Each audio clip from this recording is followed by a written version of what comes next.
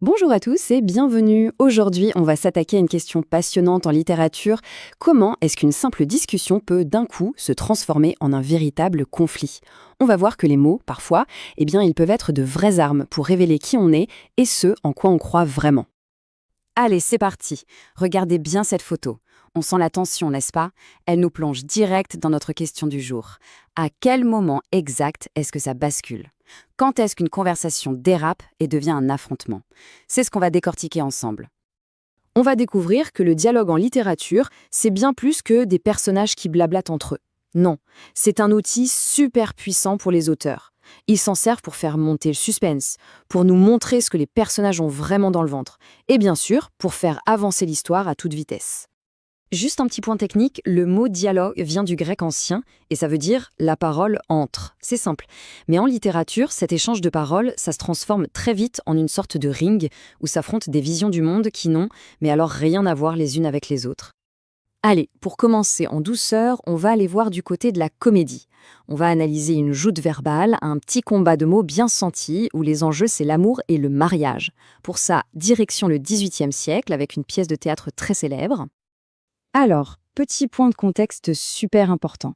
À l'époque de Marivaux, le mariage, c'est rarement une histoire d'amour. C'est plutôt un contrat, un arrangement financier entre deux familles. Autant dire que c'est le terrain de jeu parfait pour faire s'affronter des idées complètement opposées. Et là, c'est très clair. On a vraiment deux mondes face à face. D'un côté, Sylvia, la jeune noble, qui rêve de liberté, qui veut choisir par amour et qui ose dire non aux conventions. Et de l'autre, sa servante Lisette, beaucoup plus terre-à-terre, qui voit le mariage comme une super opportunité sociale. Cette réplique de Lisette, franchement, elle résume tout. Pour elle, ce qu'on pourrait voir comme le superflu, c'est-à-dire un mari beau et riche, c'est en fait le nécessaire, l'essentiel. L'amour, tout ça, ça viendra après, si ça vient. Bon, on a bien rigolé avec la comédie, maintenant on change complètement d'ambiance. On va voir ce qui se passe quand le dialogue ne révèle plus un simple désaccord, mais un vrai fossé entre les valeurs de deux personnes. Un fossé si profond qu'il est impossible de le combler.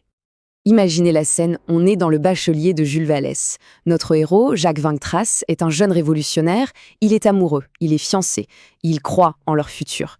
Jusqu'au jour où une seule, toute petite phrase de sa fiancée va tout faire voler en éclats. Je n'aime pas les pauvres. Voilà. La phrase est lâchée. Et c'est une bombe. À cet instant précis, tout s'arrête. Le dialogue est rompu pour de bon. Jacques comprend que leurs mondes sont incompatibles. On ne peut pas bâtir une vie sur des valeurs aussi opposées. Il met fin à leur fiançailles. Sur le champ. Ce petit tableau y résume parfaitement ce qu'on vient de voir. Que ce soit Sylvia, Vintra ou Claude Gueux qu'on va découvrir juste après, chacun défend une valeur qui lui est essentielle. La liberté de choisir, la justice sociale ou la solidarité. Et à chaque fois, leurs mots les placent en opposition frontale avec la société. Et on monte encore d'un cran. On arrive au cas de figure le plus extrême. Que se passe-t-il quand la personne en face de vous refuse tout simplement d'écouter? Quand le dialogue lui-même devient impossible? C'est là que ça devient vraiment dangereux. Et souvent, ça mène à la tragédie. Pour illustrer ça, on va chez le grand Victor Hugo dans son roman Claude Gueux. Notre personnage est en prison. Il essaie de discuter avec le directeur, de le raisonner, mais il se heurte à un mur. Le mur de l'autorité absolue. Celle qui pense qu'elle n'a pas besoin de se justifier. Pourtant, regardez la demande de Claude. Elle est simple, elle est calme, elle est vitale. Il ne demande pas un privilège, il explique juste, posément, que c'est une question de survie pour lui. Et la réponse du directeur, paf, elle est sèche, elle est définitive. Impossible. Il ne donne aucune raison, il ne cherche même pas à expliquer, il impose sa décision, point. Simplement parce qu'il en a le pouvoir. Et là, c'est le coup de grâce. La réponse finale du directeur, qui est presque une insulte. Parce que. Ce parce que, c'est la fin de toute discussion possible. C'est une réponse d'enfant qui refuse toute logique, toute humanité. C'est l'échec total du dialogue. Cette progression nous montre bien l'engrenage fatal. On part d'une tentative de dialogue, on passe à un refus buté, puis à l'échec complet de la communication. Et Victor Hugo nous montre que quand les mots ne peuvent plus rien, eh bien, il ne reste que la violence. Et ça va mener Claude à une fin tragique.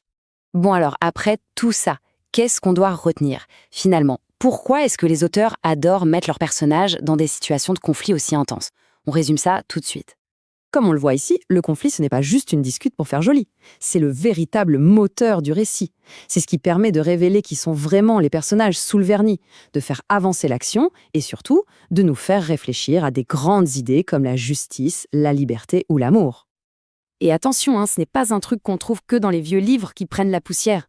Pensez à vos films ou à vos séries préférées, aux grands duels de mots entre les héros et les méchants. Pensez aux jeux vidéo où on doit faire des choix moraux importants. C'est exactement le même principe. On utilise le conflit pour raconter une histoire forte et pour nous captiver. On va terminer avec une question pour nous, cette fois.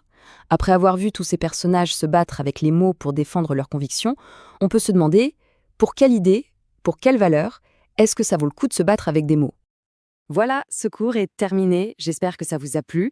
Si c'est le cas et si vous voulez d'autres analyses de ce style, n'hésitez pas à laisser un petit pouce bleu et à vous abonner pour ne rien manquer. Partagez aussi vos impressions en commentaire, ça fait toujours plaisir. À très bientôt.